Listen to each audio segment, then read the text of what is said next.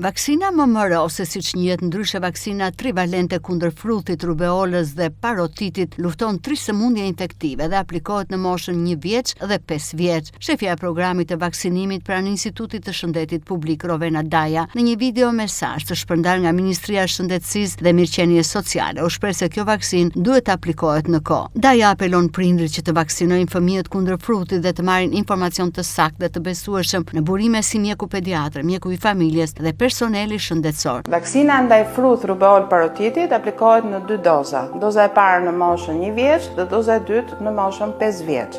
Vaksinoni fëmijët tuaj në kohë. Vaksina ju mbron ndaj frutit, rubeolës dhe parotitit. Vaksinoni duke besuar, merrni informacionin e saktë në burime të besueshme tek mjeku pediatër, mjeku i familjes dhe ndërkohë në personelin shëndetësor.